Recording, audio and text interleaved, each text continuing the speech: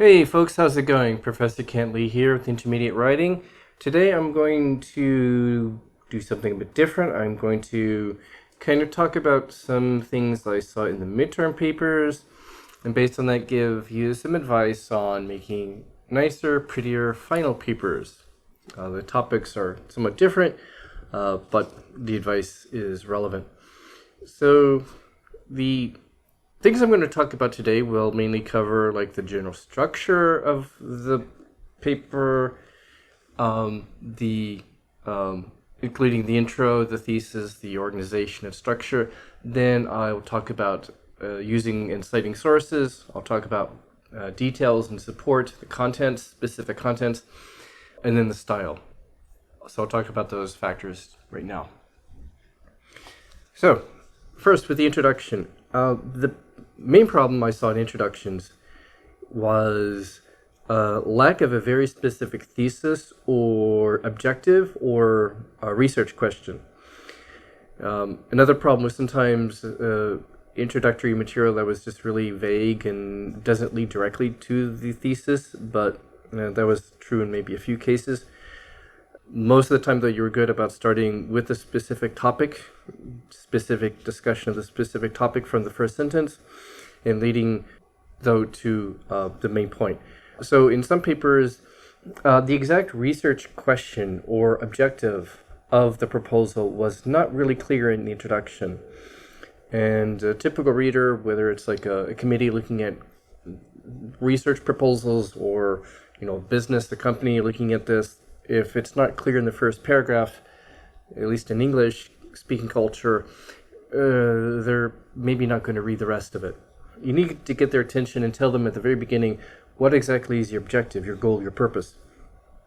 If it's more of an academic or business research project, state your specific research question. The goal of this paper, not necessarily in these exact words, but the goal of this project is to examine how a business model used in, say, let's say German food industries could be applied to, coffee shops in Korea, something like that. A specific research question, or my research question is maybe looking at symbolism as used in this novel by James Joyce, the famous Irish novelist. A specific research question, proposal, or objective. Or if it's more of a business proposal, we're proposing a relationship where we are going to provide you with specific web services, improving your company's web design for this amount of money. So a fairly specific statement of what your proposal is. So some papers suffered from kind of either very vague descriptions in the introduction or no clear description. So you don't really know in the first paragraph what this proposal or this paper is about. You should have a very specific objective or proposal that's stated specifically, or if it's more of a research topic, an academic or business research topic, your specific research question or objective or hypothesis. Something like that would make for a thesis statement. And so for the final, you need to make sure that you do this. You're doing a case study for the final. Okay, your case study, specifically state that you're trying to analyze a particular problem. You're looking at a particular problem and proposing solutions. You're providing recommendations for this kind of institution, something like that. Or you're critiquing or evaluating a particular program or activity by a particular company, organization, school, whatever. So you need to make sure that your introduction is specific, a specific thesis statement like that. In terms of the organization and structure of the body papers, occasionally there is too much summary. So for example, if I'm proposing an analysis of a certain James Joyce novel, I don't want to go into a lot of detail like summarizing the plot. I would only, let's say if I'm interested in symbolism in this particular novel, I don't need to summarize the entire plot.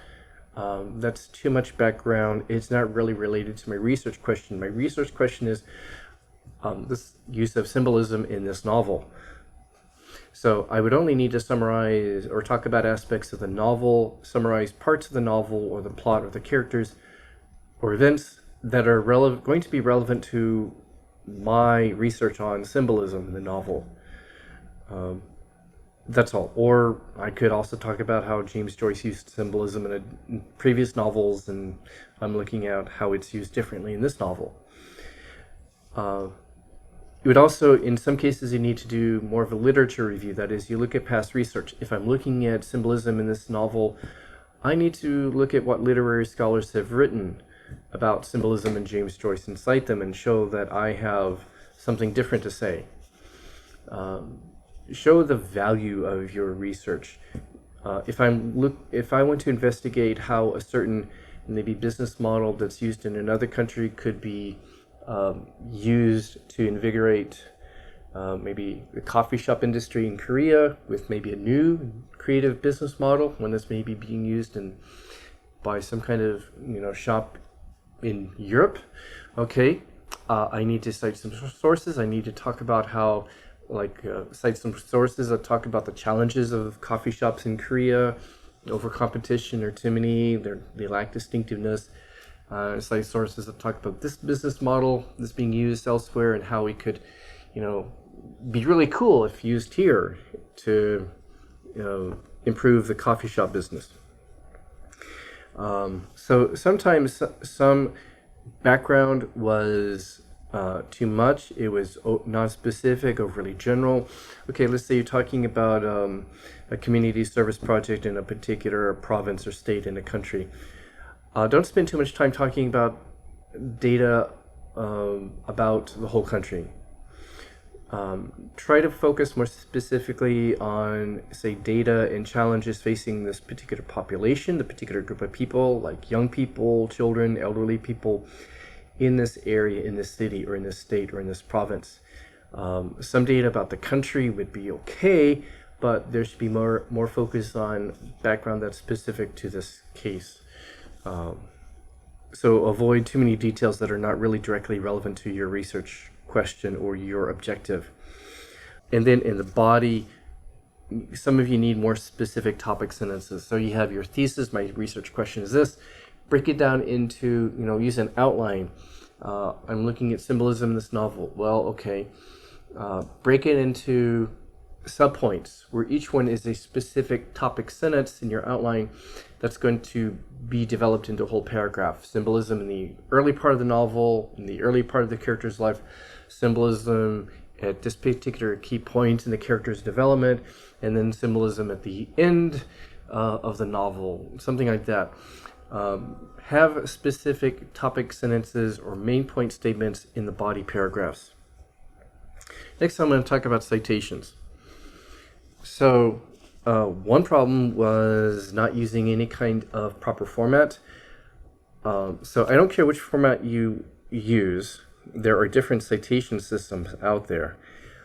I would recommend using APA if you are doing education, topics in education, applied linguistics, psychology, sociology, social science education, stuff like that, or kind of more empirical research in linguistics. If you're doing literature, I'd recommend using the MLA format. Chicago is also okay for doing literature type stuff, like I want to analyze this novel or this poem, literary issues. One of the Chicago systems is good for other kinds of humanities papers, maybe theoretical linguistics, media studies, philosophy, history, etc. Or if you don't know, if you're not sure, Chicago or APA is probably a good bet, whichever one you like. If you're going to use the Chicago long footnote style, okay, you may not need an in references section, but if you are using the full or long footnote, make sure you have all the relevant details in that footnote citation. Make sure that your footnote number in the text is placed like right after the information you're referring to, the information you're slating, and at the bottom footnote you have all the relevant information. If it's a book, or the author, the name of the book, the year, maybe where it was published, that much. Now, if it's an article, like a peer article, newspaper, magazine article, online article, put all the relevant information. The author, if there's an author, the title of the article, the title of the publication, like the magazine or newspaper, the date, page numbers, if they're page numbers, or a web address, a URL. Have all the relevant information. Don't include an extra bibliography. You have like a works cited or in references, and that should, if you're using the another kind of Chicago style, if you're using APA or MLA, everything that is cited in your text should be listed in the works cited or end references, and anything that's in the end references or works cited should be something that's cited in the text. Don't throw extra stuff in the end references.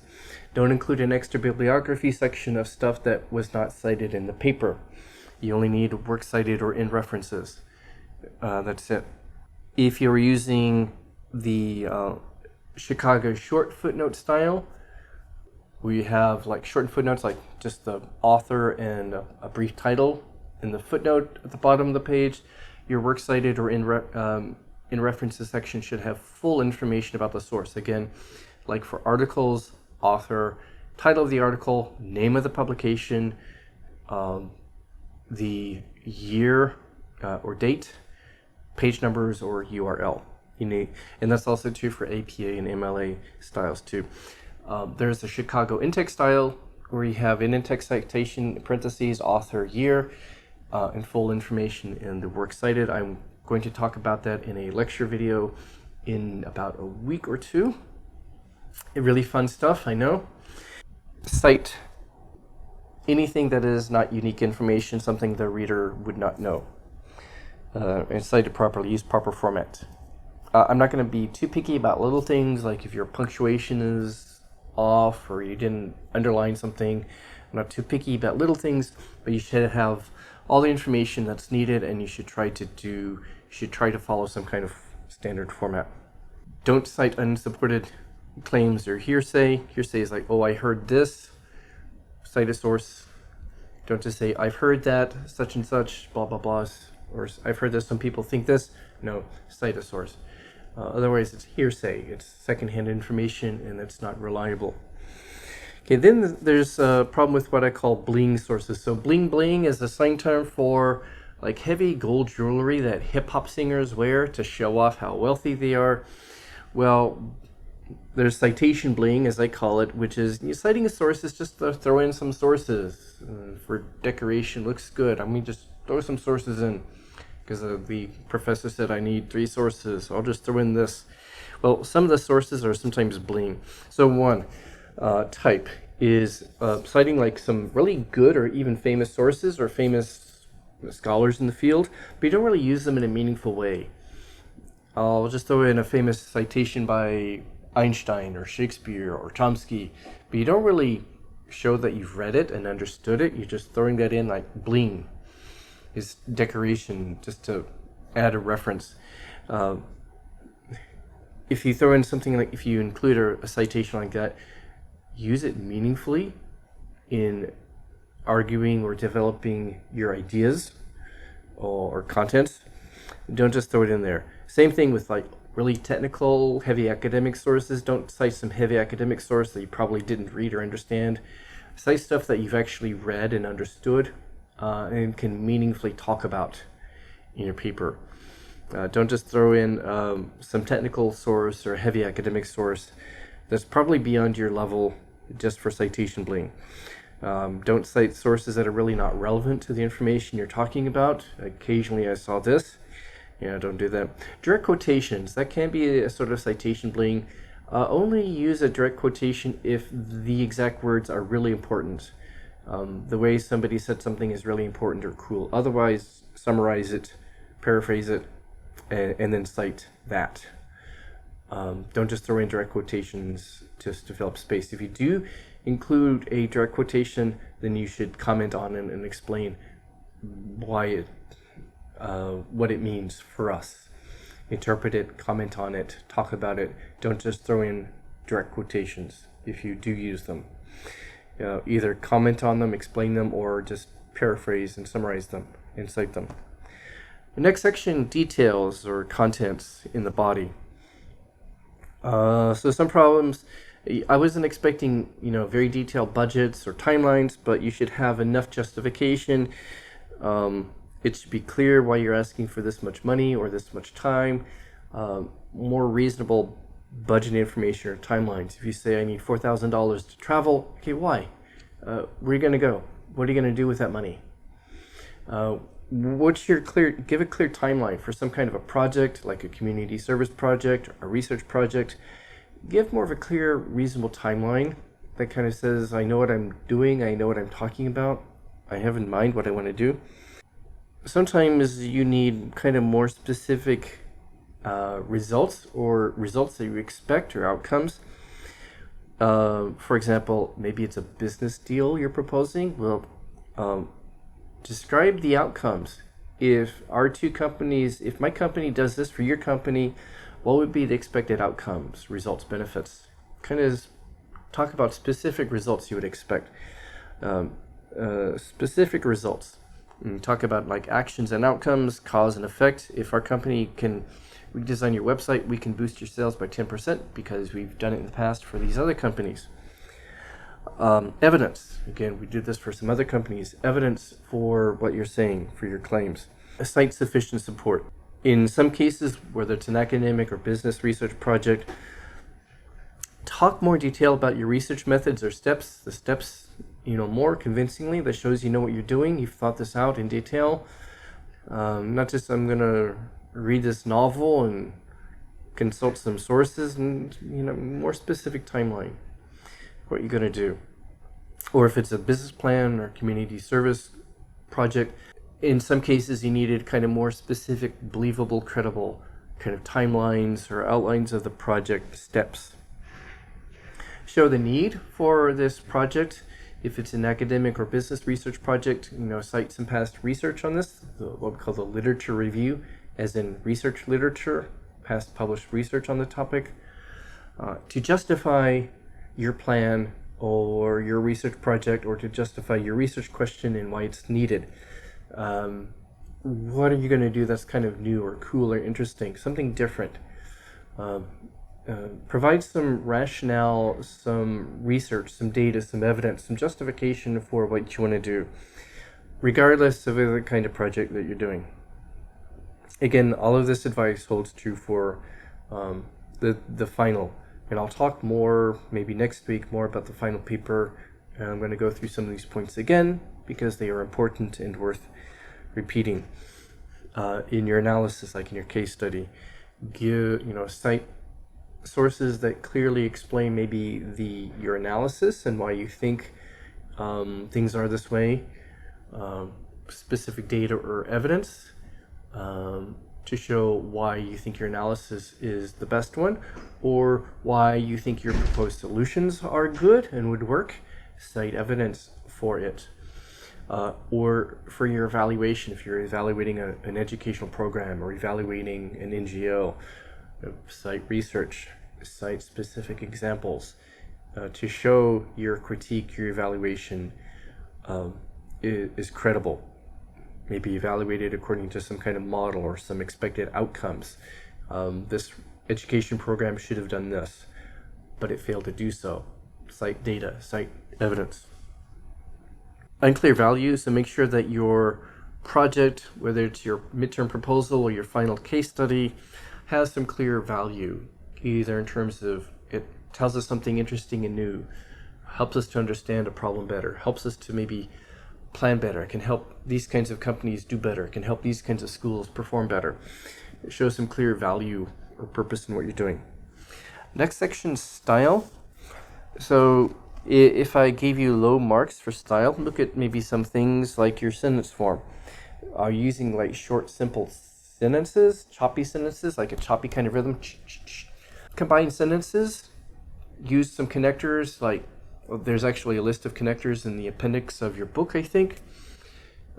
Whether it's connectors for showing like simple ideas like and or connectors for showing kind of relationship like cause and effect, result.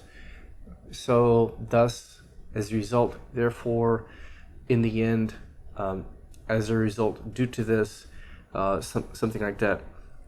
Contrast and comparison connectors like but, while, whereas, yet, however, still, nonetheless, on the contrary, to the contrary, in contrast, on the other hand, things like that. Try to avoid overusing first, second, third. I think I talked about in a previous lecture video, those are a little simplistic many times, unless you need to explain something that's hard to follow. Subjective statements were another thing. In some cases, it was valid to use first person like I or we, but sometimes there were too many subjective personal statements like I think, I believe, we believe. Try to avoid those kinds of subjective personal statements, or in my opinion. Doesn't sound very academic or professional. Try to avoid those, and especially second person, you. I think for these proposals or for case studies, any kind of formal writing, you should generally be avoided. It sounds unprofessional or too informal, too colloquial. Try to avoid second person. In some cases, you needed to check your papers for mistakes. You needed to proofread them. Typos, that is typographical or spelling errors, punctuation, or mechanical errors. That would mean things like punctuation, spelling, capitalization, things like that, paragraphing, font errors sometimes. Check for those kinds of mistakes, as well as grammar mistakes or unclear expressions. Vocabulary. Sometimes vocabulary was kind of too simplistic.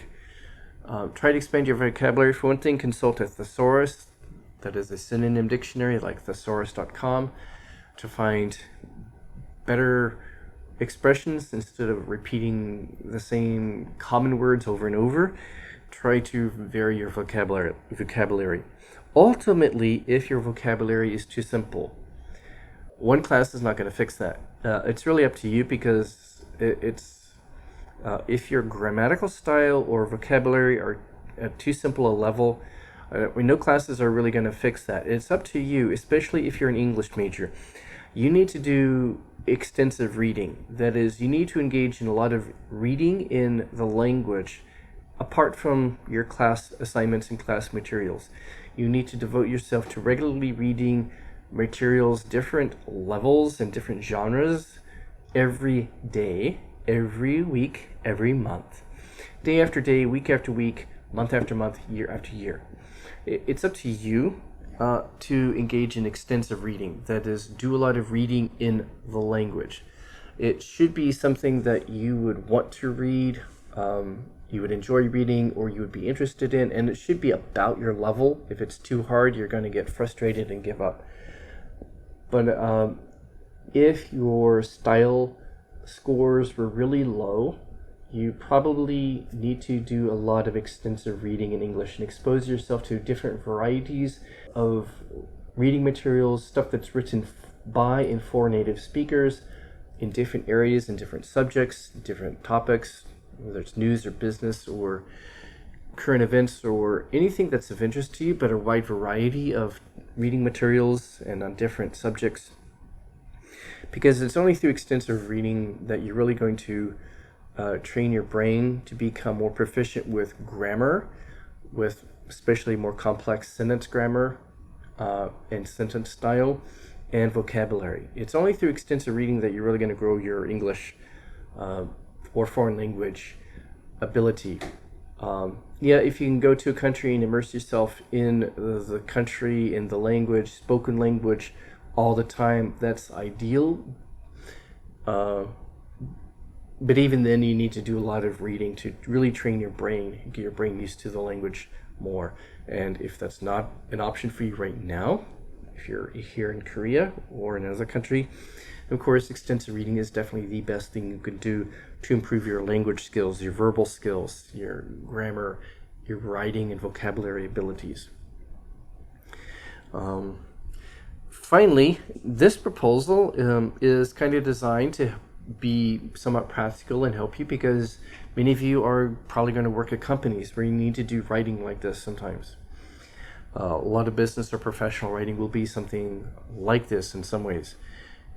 Persuading people about something, or proposing a new project at your company, proposing a business deal to another company. Maybe some of you are going to be going for more of an academic track. Maybe you're going on for graduate school. Well, you're going to propose a topic for your master's thesis, your PhD dissertation. You're going to write a proposal for your research topic. You may write proposals to get grants in order to fund your research in your PhD program. And I could tell you my story. I had to apply for grants to fund some of my research in graduate school, and I applied for 2 grants. One was from a university, and I got that. It was a nice little grant. It helped me a lot. I also applied for this kind of really fancy, prestigious grant from the U.S. government that funds, it was like for some linguistic psychology research. So I applied to the National Institute of some national thing, not NIH. I'm still groggy from my cold, so I can't think right now. But it's a fairly prestigious research grant from the government. I maybe could have gotten it, but for one thing, of course, I didn't. Well, some of the reviewers really not qualified or good reviewers, but also I made one mistake. And this is advice if you ever go on to more of a research and academic focus. I kind of said that all my research will help distinguish people. There are like 2 competing theories in this research topic. There's some kind of scholars, some researchers who believe in theory A and some who believe in theory B. And I said, well, I think I'm going to show why theory A is not good and why theory B is better. That was a mistake. I should have just said I'm going to compare theory A and B and see if one or both hold up here. I didn't. I was kind of biased, and I kind of declared my preference for theory B. One of the reviewers was obviously a big fan of theory A and didn't like what I wrote, and I didn't get the grant, partly for that reason, partly because some other reviewers were just not very good, didn't understand what I was doing. Yeah, so be careful. Don't be too committed to one theory or hypothesis, no matter how much you love it. Show that you are objective and open-minded. Advice for you who want to, who may be doing proposals in the future. Try to be objective, not too biased. Okay, that's it for now. Next time, I'm going to talk about logical fallacies, and I don't think I assigned any homework for that, which is good because you've got enough work to do, right? And I realized that there are some, it wouldn't have been so easy if I had you do what was in my book. I'm going to talk through it instead. And finally, my apologies for the poor audio quality in my last lectures. I hope today's lecture is better. I won't be able to tell until I upload the video file into my computer and then listen to it there. I had a lot of static, awful static last time. My apologies for that. I'm trying to change my microphone setup, put a new battery in it, and hope that works today. I hope this is better. Anyway, next time, logical fallacies, and then a week from now, I'm going to talk again about your final paper and advice for your final paper, some examples. And I will probably repeat some of the points I've made today because they are important. All right, that's it for today, I guess. I'll see you later, or you will actually see me later. I don't get to see you through the video. Wish I could. I wish I had that kind of power, but I don't. Anyway, until next time, enjoy your homework and have a good day. Bye.